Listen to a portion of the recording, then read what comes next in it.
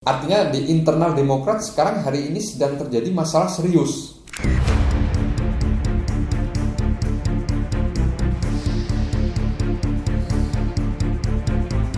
Ada ya berarti Statement rencana. Pak Muldoko kan tidak juga membantah, tidak juga mengiyakan.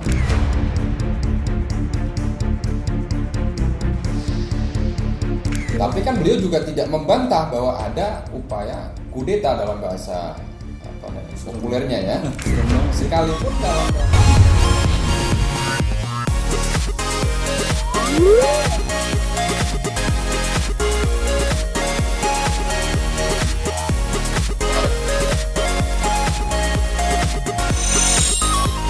Assalamualaikum warahmatullahi wabarakatuh. Kembali ke ngopi, ngobrol olah pikir. Malam ini saya ditemani oleh rekan saya Yusak Farhan. Dia adalah Wakil Sekretaris Jenderal, bahasanya gimana? Kalau Sekjen Majelis Nasional. Majelis Nasional Korps Alumni Himpunan Mahasiswa Islam KAHMI. Nah, dia juga seorang founder ya di Citra Institute, satu lembaga kajian sosial politik. Ya. Nah, kali ini mau ngobrol-ngobrol soal isu-isu yang lagi tren nih seputar politik. Pertanyaan pertama, Pak Isa, sehat ya? Alhamdulillah. Sehat. Lu manggilnya Pak atau Kuncinya. Bung atau Kunci di dalam pandemi COVID ini cuma satu. apa tuh? Yang penting sehat. Sehat. Nggak perlu olahraga, nggak perlu macam. Yang penting sehat. Sehat, pikirannya positif ya. Ya. Saya manggilnya Bung deh. Siap. Bung Yusak, ini banyak orang bilang setelah pasca FPI, ya kan, itu eskalasi politik mungkin agak menurun. Nah, tetapi belakangan malah hari ini muncul banyak isu ya, yang terbaru itu kan saya amati itu usulan dari salah satu lembaga soal potensi capres Megawati dan Yusuf Kala. Kemudian yang terbaru ini isu AHY sebagai ketua umum Demokrat merasa ada pihak-pihak yang ingin mengkudeta kan gitu. Tapi sebelumnya saya tanya dulu, yang kita obrolin dulu soal yang ini, kenapa masih ada orang yang menyuarakan capres itu JK sama Megawati. Itu secara kacamata Bung Yusak sebagai orang yang suka mendiskusikan politik, gimana tuh ngelihatnya? Iya. Terima kasih Bung Sony. Ya, saya kira usulan itu dalam realitas politik sah-sah aja ya. Nah, cuma ada beberapa catatan memang. Yang pertama, kalaupun yang diusulkan adalah Bu Mega dan Pak JK, saya kira kan beliau ini sudah melampaui lah kapasitasnya sebagai mantan presiden dan mantan wakil presiden. Jadi posisi yang pas buat mereka itu saya kira jauh lebih dari itu, karena mereka sudah memilih publik, memilih rakyat, tokoh bangsa. Nah, kalaupun misalnya ada wacana itu, ya sekali lagi dalam realitas politik itu sah-sah saja. Apalagi Bu Mega kan juga beliau punyalah kendaraan partai PDIP, sementara Pak JK sekalipun secara struktural mungkin tidak terlibat aktif lagi di partai, tapi beliau kan pernah punya kendaraan politik Partai Golkar. Jadi saya kira jaringan-jaringan beliau di Partai Golkar juga masih bisa dihidupkan mesinnya. Tetapi sekali lagi kita sudah punya Presiden Pak Jokowi ya, secara usia relatif jauh lebih muda dari Pak JK dan Bu Mega, dan ini sekaligus menegaskan ada tradisi politik baru ya. Kita butuh darah-darah yang segar supaya ada proses penyegaran kepemimpinan atau leadership. Nanti kalau yang muncul orang itu lagi, masyarakat juga bosan juga kan? Nah, bukan berarti kita mengerbilkan beliau dalam panggung politik nasional, tapi saya kira sekelas Pak JK dan Bu Mega ini banyak peran yang bisa mereka ambil, dan sekali lagi mereka adalah milik publik, milik rakyat bersama yang pikiran-pikirannya tetap dibutuhkan tanpa harus misalnya dalam kapasitas menjadi presiden. Saya kira siapa yang meragukan ketokohan Pak JK dalam proses resolusi konflik misalnya baik skala internasional maupun nasional? Siapa yang meragukan kapasitas Bu Mega terkait konsistensi gagasannya terhadap komitmen kebangsaan dan pikiran-pikiran yang visioner terhadap kebangsaan? Saya kira tidak ada yang meragukan itu. Berarti itu apa ya kira-kira motifnya ya, sampai memunculkan itu lagi ya? Apa hanya bergening? Ya, saya kira mungkin test the water ya gitu. Tapi saya kira realitas politik hari ini kan, kalau kita bicara peluang dan potensi-potensi yang ada dari beberapa partai politik kan, misalnya ada yang sudah pasang harga mati ya, seperti Partai Gerindra ada Pak Prabowo, kemudian Partai Demokrat yang hari ini ramai juga ada figurnya Pak AHY ya, kemudian PKB juga ada figurnya Caimin, ada juga P3 yang baru terpilih kemarin Muktamar Mas Soeharto, kemudian PAN juga begitu. Ya saya kira publik akan berharap ada proses penyegaran di situ. Nah, kalaupun muncul wacana itu, saya kira yang pertama kita test the water. Ya sekali lagi dalam realitas politik itu wajar-wajar saja gitu. Itu kira-kira menurut Bung Yusak peta ke depan gimana? Ya peta ke depan saya kira hari ini Pak Jokowi sudah 2 periode ya, secara konstitusional ya sudah pasti tidak bisa lagi mencalonkan kan. Nah ini ada hubungannya juga dengan apa yang hari ini mencuat ya, terutama kasus Partai Demokrat ini. Kita juga sempat kaget ya, bahkan banyak pihak yang mengatakan kalau AHY misalnya tidak melakukan konferensi pers secara terbuka kepada publik, ya ada kemungkinan mungkin minggu depan Demokrat sudah dikudeta, sudah jadi ketua umum. Ini karena sudah konferensi pers ke publik, memantik perhatian publik sehingga menjadi isu nasional. Kemudian istana juga memberikan klarifikasinya. Nah, saya kira ini satu sisi meninggikan tensi politik, tapi sisi lain ini semakin membuat kelompok-kelompok yang kalaupun itu benar ya, mencoba mengambil alih kepemimpinan partai kan menjadi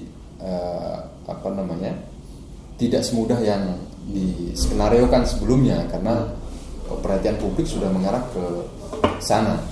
Jadi kalau hubungannya sama peta politik ke depan terkait pencapresan, ya saya kira di kubu pemerintahan Pak Jokowi JK sudah ada yang declare ya menjadi calon presiden, dan itu sudah dikukuhkan di Kongres kemarin, seperti Partai Gerindra yang tetap mencalonkan Pak Prabowo sebagai capres. Nah, makanya itu terkonfirmasi lagi dengan sikap partai politiknya terhadap revisi Undang-Undang Pemilu.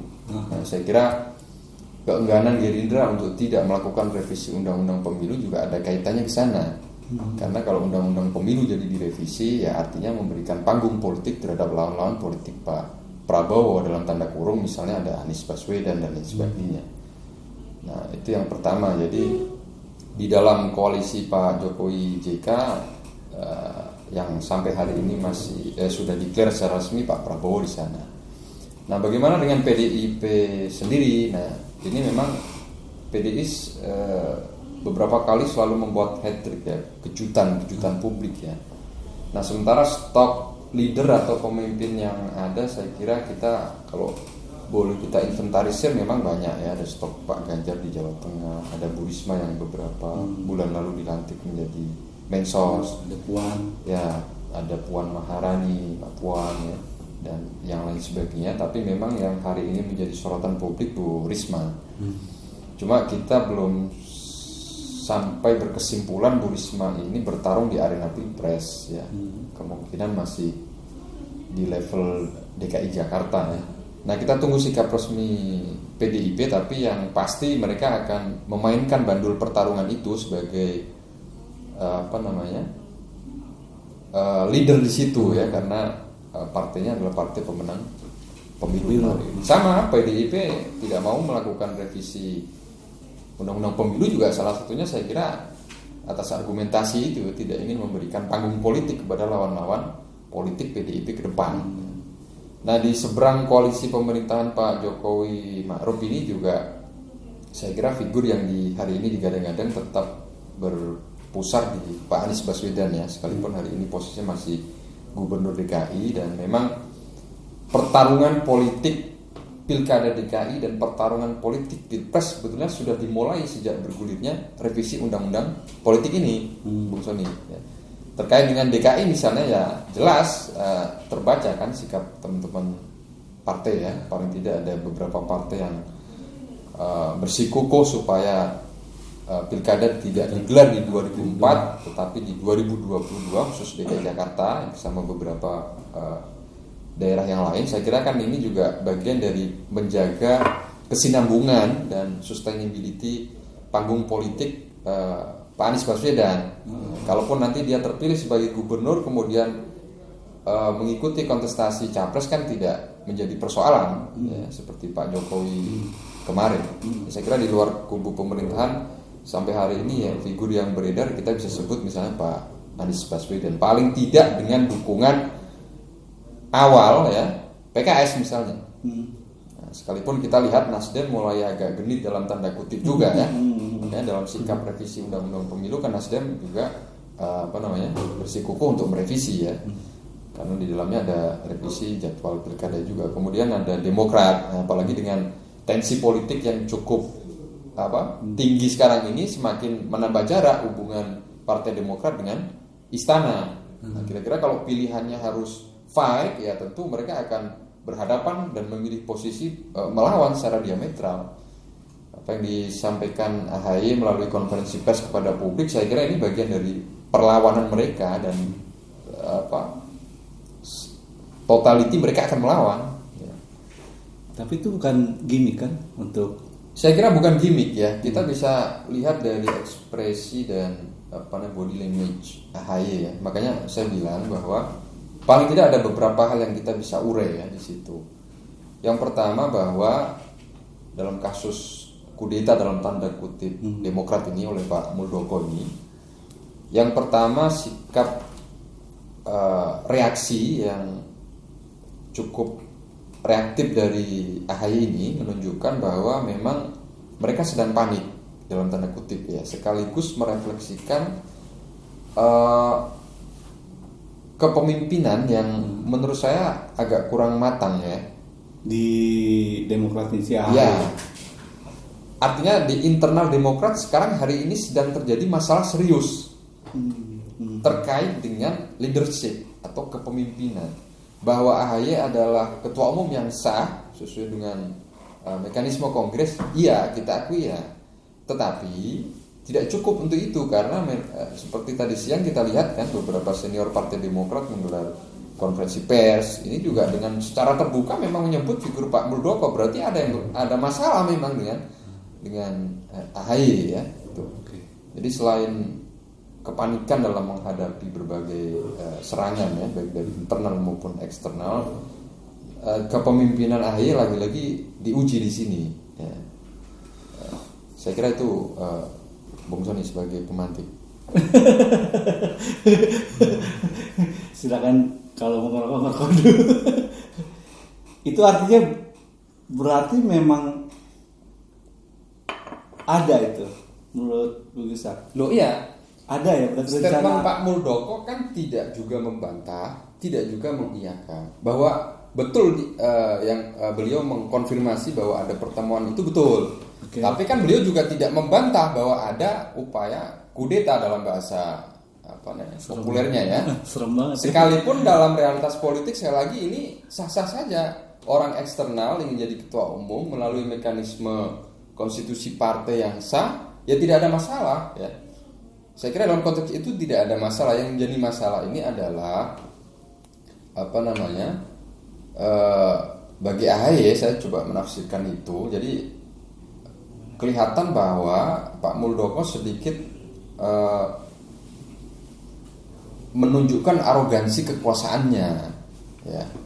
Kalaupun Pak Muldoko ada keinginan untuk memimpin Partai Demokrat, saya kira kan bisa dibicarakan dengan baik-baik dengan AHY misalnya ya, sekalipun kita sudah bisa prediksi nggak mungkin mau, tapi ya sekali lagi ini kembali pada yang punya otoritas partai, dalam hal ini pemilih kedaulatan suara ya, DPC dan DPD ya.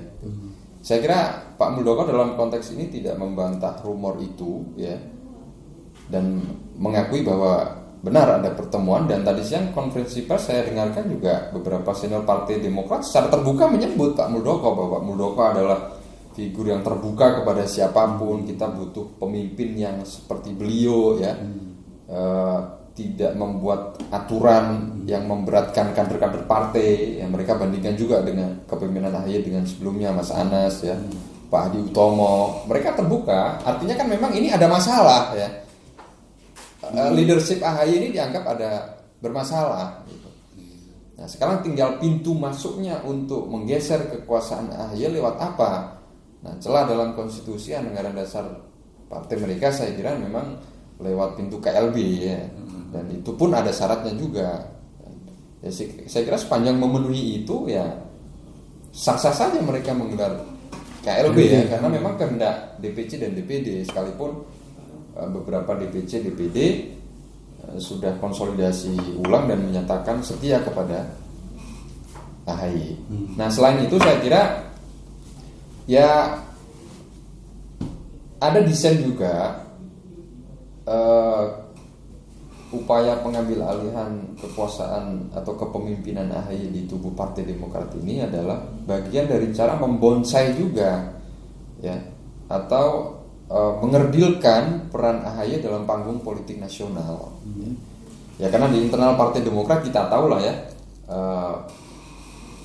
friksinya cukup tajam juga ya, terutama sejak Cak Anas ya, kemudian Nazarudin dan beberapa petinggi-petinggi lain yang merasa punya kontribusi dan jasa terhadap pembesaran Partai Demokrat, tetapi justru rewardnya di penjara, kan kira-kira begitu ya, kurang lebih bisa disebut balas dendam dalam tanda kutip. Saya kira bisa ya, ini bahasa kekecewaan mereka. Makanya kalau AHY menuding Nazarudin terlibat di situ, saya kira logis, masuk akal.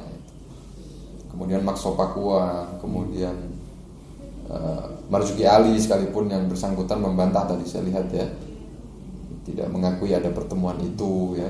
Kemudian konflik beliau dengan Pak Sarip Hasan ya. Nah, saya kira itu yang bisa kita lihat. Nah yang paling menarik saya kira yang terakhir ya, Bung Sony ya. Nah, kenapa harus Pak Muldoko? Ada apa? Ini yang menjadi pertanyaan publik ya. Kenapa nggak Pak Jokowi sekalian? Oke, kalau Pak Jokowi saya kira beliau masih fokus ya, karena PR kita banyak. Kenapa Pak Muldoko? Ya saya kira ini sekaligus mengafirmasi juga, mengkonfirmasi bahwa Pak Muldoko ya kurang lebih sedang mengkalkulasi ya peluang yang bersangkutan ya, sekaligus mempersiapkan kendaraan politik untuk 2004, entah dalam posisinya sebagai calon presiden atau calon wakil presiden. Saya kira beliau sedang berhitung untuk itu. Cuma kan sekarang sudah tercium ke publik. Berarti ini semakin menambah bursa pertarungan capres-cawapres ini menjadi semakin dinamis. Tidak lagi terhadap figur yang beredar kemarin, ada Pak Prabowo, di sebelah ada Anies Baswedan. Saya kira di situ kita artinya begini ya, kita berterima kasih juga dalam tanda kutip ya, akhirnya muncul juga varian atau alternatif figur yang lain ya. Soal nanti nama beliau dilempar di pasar pemilih, marketable atau tidak itu urusan lain ya. Yang pasti kita belajar dari Pilpres kemarin bahwa kalau ada dua pasang calon head to head, ini saya kira dampaknya luar biasa ya. Dividen sosialitinya sangat kental sekali, masyarakat terbelah ya, yang pro Pak Jokowi dan pro Pak Prabowo, dan kita tidak ingin itu terulang Maka kalau muncul figur baru kita juga senang sebetulnya, karena berhasil mendinamisasikan proses kontestasi itu. Makanya beberapa pihak kan saya kira mereka yang tidak setuju dengan presidensial threshold yang sangat tinggi 20% ini, saya kira memang harus dirasionalkan. Kalau saya pribadi saya sependapat ya bahwa harusnya diturunkan ya, tidak perlu dipasang terlalu tinggi karena nanti yang ada seperti pengalaman kemarin ya. Bahkan kan ada beberapa pihak seperti Pak Rizal Ramli yang mengusulkan presidensial threshold harusnya 0% dan itu sudah gagasan lama berulang kali dan selalu mentah ya, selalu mentah karena partai-partai juga sepertinya nggak mau juga gitu kan, bergaining posisinya ya juga. Kami udah merasa berjuang berdarah-darah di pileg, masa enak aja calon presiden bisa muncul tanpa partai misalnya kan. Jadi persoalan saya kira. Berarti juga termasuk ya berkorelasinya ya membonsai pencalonan AHY gitu. Ya, saya kira dalam konteks itu, atau ya skenario lain adalah merusak Partai Demokrat supaya semakin hancur. Nah, ini juga harus dibaca dalam konteks itu, karena kalau energi Partai Demokrat ke depan semakin habis, karena begini ya, KLB itu biasanya kalau dia tidak bisa dimanage dengan baik, ini potensi melahirkan dualisme kepemimpinan juga sangat tinggi. Dan kasus ini sudah sering terjadi ya di P3 juga ya, sampai berbulan-bulan, bertahun-tahun juga ya. Kemudian Partai Berkarya kemarin juga sempat ada kejadian begitu juga ya. Dan ini tidak menutup kemungkinan memang bisa jadi targetnya seperti itu. Bukan hanya mengerdilkan AHY dalam panggung politik nasional, tapi juga merusak Partai Demokrat ya. Saya membaca ke arah situ karena beberapa argumentasi tadi ya. Nah, sementara Demokrat yang pernah menorehkan pemenang pemilu di 2009 dengan kursi yang sangat fantastis itu ya, kemudian turun lagi di 2014, kemudian turun lagi ya. Nah, ini kalau AHY tidak bisa mengendalikan dengan baik persoalan ini, maka kemungkinan Partai Demokrat ya akan semakin hancur lagi. Ini yang harus disadari oleh teman-teman di internal Partai Demokrat, bagaimana menyikapi ini secara cerdik ya. Ini kalau udah pada rusak partainya ya pesaing juga kurang kan? Iya. Tapi biasanya motif kalau pengerusakan partai itu apa sih yang paling yang paling dominan kalau misalnya memang skemanya merusak? Yang paling dominan ya memang supaya ya tentu kalau ada partai politik yang lemah atau dilemahkan, berarti kan ada partai politik yang diuntungkan. Nah, sekarang Partai Demokrat basis pemilihnya kan teman-teman di segmen nasionalis ya, tentu yang akan mendapatkan insentif elektoral di situ ya teman-teman partai nasionalis juga.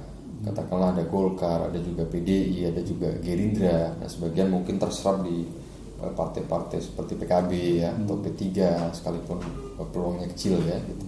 Ya tentu ada, pada saat Demokrat melemah tentu ada partai politik lain yang diuntungkan. Secara teoretik saya kira begitu, Bung Sony. Iya, luar biasa nih penjelasannya merusak nih. Ada kemungkinan partai baru. Iya ya. Nah, itu juga yang ya, itu juga yang saya bilang ini, bahwa memang kenapa Pak Muldoko mengambil cara atau mengambil model take over dalam tanda kutip ya, karena memang kosnya lebih murah. Iya. Saya kira kita bisa hitung berapa biaya untuk membuat partai politik baru ya. Bukan hanya membuat, tapi bagaimana lolos parliamentary threshold ini saya kira udah di atas lebih dari 1 triliun. Tapi kalau take over bisa ditekan kosnya. Nah, saya kira dalam konteks itu cerdik juga Pak Muldoko ya.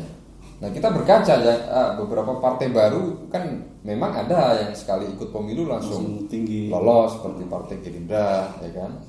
Tapi ada juga partai lain yang tidak lolos seperti PSI. Sementara kita tahu kemampuan finansial dan logistik PSI kan luar biasa, tapi kan itu pun juga tidak cukup sebagai modal politik untuk lolos di Senayan ya. Iya. Saya kira belajar dari situ ya, kemungkinan Pak Muldoko kenapa strateginya adalah take over ya dalam tanda kutip partai politik yang dianggap sudah mapan ya. Saya kira itu, karena kalau beliau misalnya membeli dalam tanda kutip atau take over partai lain, kemungkinan akan sulit seperti Gerindra, nggak mungkin.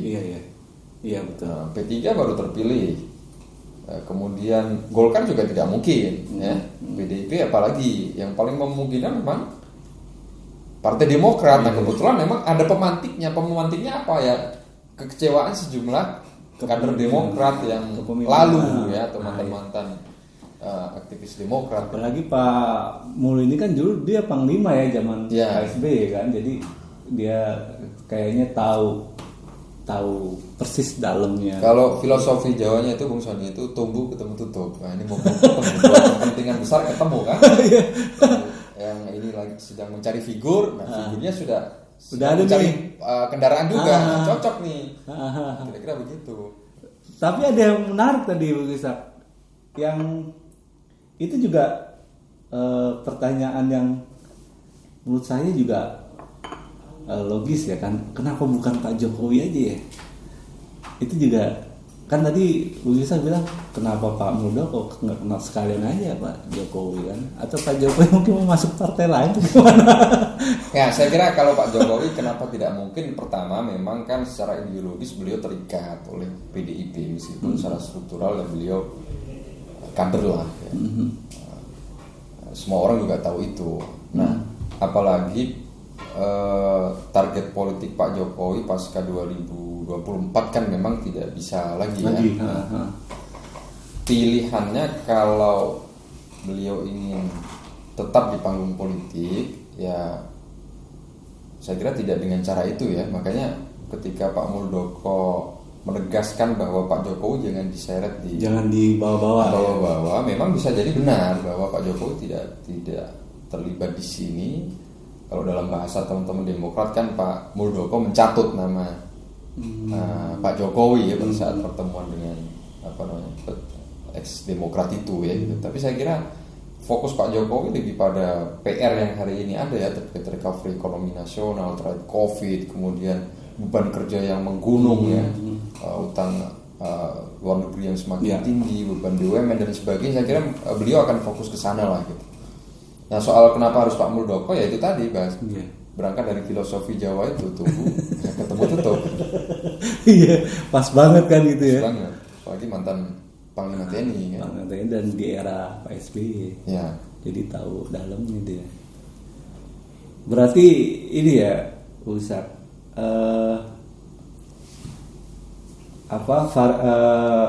termasuk yang soal pembahasan 2022 itu ada pilkada atau enggak kan, itu termasuk ngebonsai juga ya berarti ya? Saya kira dalam konteks itu ya. Makanya begini, memang argumentasi teman-teman yang tidak setuju dengan revisi undang-undang pemilu yang secara logik bisa kita terima ya, bahwa undang-undang ini kan baru disahkan 2017, artinya belum ada indikator bahwa undang-undang ini dianggap bermasalah atau tidak ya. Nah itu kita bisa terima ya, tapi juga perlu dicatat di sisi lain bahwa kita belajar juga dari pengalaman penyelenggaraan pemilu serentak kemarin. Pilpres dan pileg saja itu memakan korban sangat banyak sekali ya, dengan beban kerja penyelenggara pemilu yang luar biasa padat ya. Apalagi ini diserentakkan juga dengan pilkada. Pertanyaannya teman-teman KPU sanggup atau tidak? Ya KPU sampai hari ini statementnya kami hanya pelaksana undang-undang, kami ikut. Tetapi kan kita tidak mau terjebak pada hal yang sama ya, bahwa memang beban dan energi penyelenggara pemilu itu luar biasa tinggi ya. Kita tidak ingin kasus itu terulang. Makanya kalau kita lihat teman-teman di elemen civil society ya, teman-teman Perludem dan lain sebagainya ini mendorong supaya ada proses normalisasi. Normalisasi dalam arti bagi daerah yang selesai masa jabatannya di 2002 ya harus pilkada 2022 ya. Dan 23, artinya 2022 dan 2023 harus ada pilkada. Nanti serentaknya di 2027. Jadi dimolorkan lagi. Dan ini kita bisa tangkap ya, Demokrat, PKS dan apa namanya? Demokrat, PKS dan satu lagi Nasdem. Ini setuju ada revisi. Nah, terakhir saya dengar memang Ketua Balik kita Pak Supratman masih menunggu apakah ini dijadikan prolegnas tahun ini atau tidak. Nanti saya kira pertarungannya di situ ya. Kalau ini pertanyaan terakhir, Bung Ishak, efektif mana? Tetap serentaknya di 2024 dengan tadi kapasitas beban kerja pelaksana pemilu itu yang begitu besar, atau memang dibagi misalnya pilpres hanya dibarengi dengan pilkada saja misalnya, nanti yang pemilihan legislatif dengan DPD-nya se-kabupaten kota. Itu efektifnya dibarengin atau dibagi dua gitu aja kalau menurut Bung Ishak?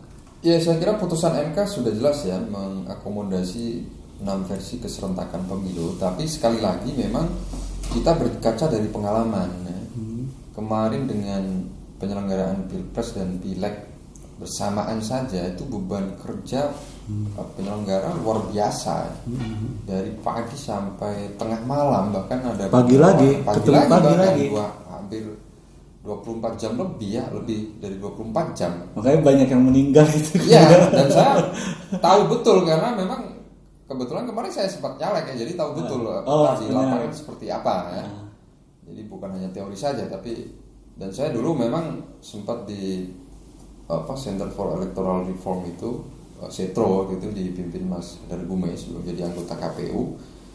Tugas saya memang banyak melakukan kajian ya, kajian teori maupun penelitian lapangan yang bagaimana sih desain election yang sehat, ya kan? Nah, kita tidak bisa bayangkan ya kalau beban penyelenggara yang begitu sangat tinggi itu ada di 2004 nanti. Jadi kalau ditanya, saya pribadi cenderung memilih pendapat yang rasional ya, bahwa memang seharusnya 2022 dan 2023 itu ada pilkada. Karena begini juga kalkulasi politiknya, kalau 2022 dan 2023 tidak ada pilkada, kemudian dibentuk PLT ya, itu juga resiko. Nah, ini juga beresiko karena kita tahu juga kan, ya sekalipun ini bisa disiasati juga dengan bagi-bagi lapak kepada partai-partai politik pengendali penguasa, tapi saya kira ini juga menimbulkan ketidakpastian lah, terutama kita membutuhkan kepemimpinan yang lebih definitif ya dalam rangka policy yang berhubungan dengan beberapa PR mendesak seperti COVID dan lain sebagainya. Belum lagi alasan tadi ya, beban kerja penyelenggara pemilu. Soal itu dihubungkan dengan Capres 2024, toh sama saja kan?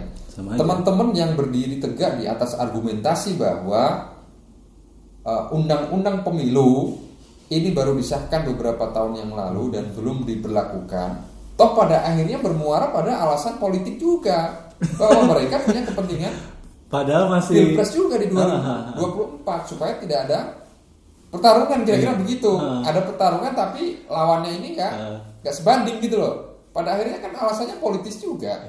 Jadi saya kira nggak bisa juga. Jadi satu-satunya undang-undang yang dibuatnya lama tapi dipakai sebentar undang-undang politik. Ya, saya kira teman-teman masyarakat sipil jelas suaranya ya, mendorong agar tetap di 2022 buat normalisasi tadi ya. 24. Jangan sampai isu Jakarta ini mengorbankan juga yang lain. Kita tidak sedang bicara Jakarta ya, urusan Jakarta, tapi normalisasi itu penting karena kita belajar dari pengalaman kemarin 2019 itu ya.